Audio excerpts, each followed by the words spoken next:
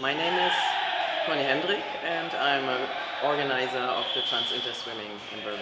We're doing it for, I don't know, I think 3 or 4 years now. It takes place once a month, like it's every first Tuesday in the month.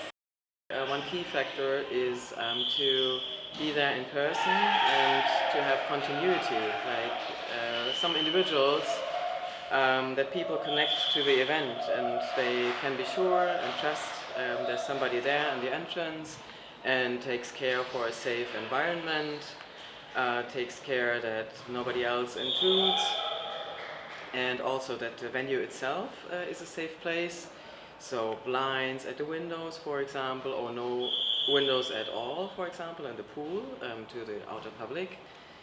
We don't have staff inside. We have a lifeguard, which is a trans guy. He's very stable, so he comes like to more or less every trans-inter swimming. And so people know him already, and so we try to create a safe atmosphere.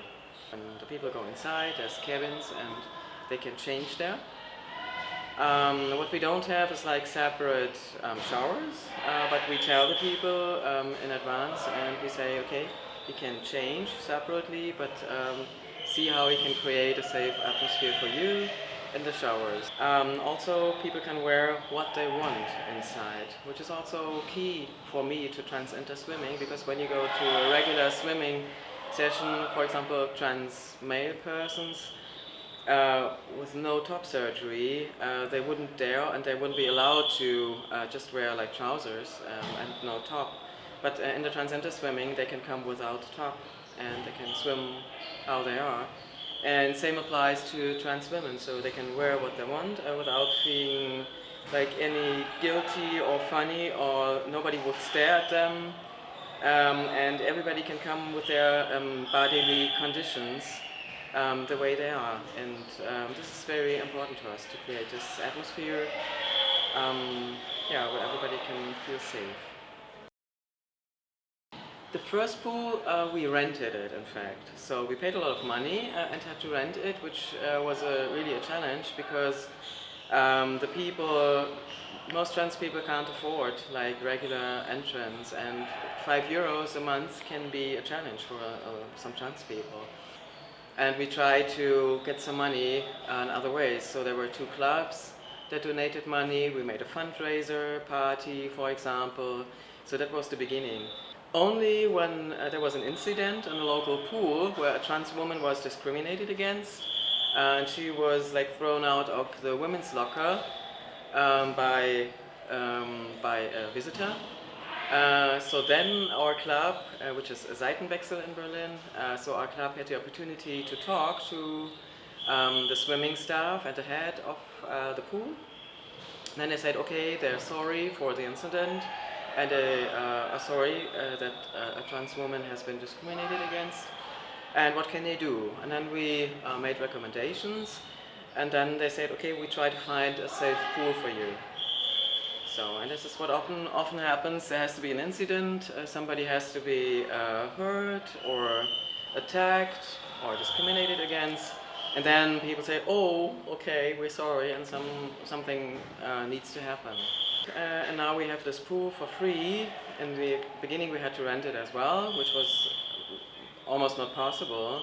So we asked for public money, and then we got some public money, and then it was a lot of work to administrate this public money, and so meanwhile we get it for free, and people, the attendees, can become members of our club.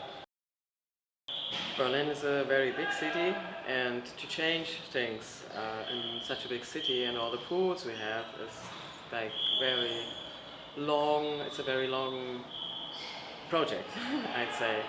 Yeah, so actually after the incident in one of the local pools, we had a training. So we gave a training to the staff of the pool. In winter they're the staff in the indoor pool, and in the summer they're the outdoor pools. And so first thing was that we gave a training to the staff, to the management, which was a rather short one, but still to make them more sensible and to know what the target group needs. And then they also offered to try to find like separate rooms where non-binary people or trans-inter people can change. And in the outdoor pool, for example, they had a special sign then, the trans sign. They were very proud because they found it on the internet, and they presented it to us. Said, "Can we use that? Can we use that?" And we said, "Yes, you can. You could use that for starters at least. It would not represent like all the groups, but for starters, it would be a good thing to show the people that something changes, and people can ask for this special room to use it. But you have to ask for it at the entrance, and you have to know that it's there. But still. So I think we did something for the local pool where the incident happened, and we have this special offer. I know that in a neighbor city, in Potsdam, for example, which is south of Berlin, west of Berlin, there's a trans group going there regularly, and it's a regular pool, but they meet as a group to feel safe in a group, and so they go there. Yeah, so it takes a lot. It takes a lot of effort to maintain the sessions. So I'm there for free. So like I'm volunteering for all the years, but I can do it. I can afford it because I have a safe job. And so if everybody got paid, for example, well, we again would have to apply for money because you can't finance it from just the attendance fees, for example, or the club fees. Yeah, so I think personal engagement, like volunteering and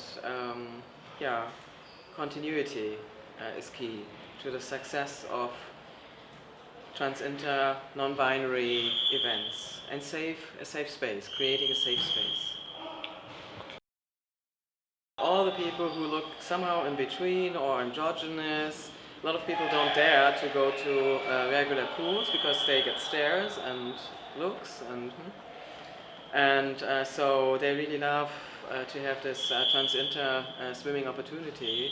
And some of the people haven't been there for years, and they come, and it is such a relief to have the opportunity and to go into the water and just do whatever, like ambitious swimming or just plunge. And just have a little ball or a little chat inside the water with other people, and well, yeah, that's what it's all about, and what makes me happy organizing it. To see happy people coming out of the pool and see, oh, we had so much fun, looking forward to the next time.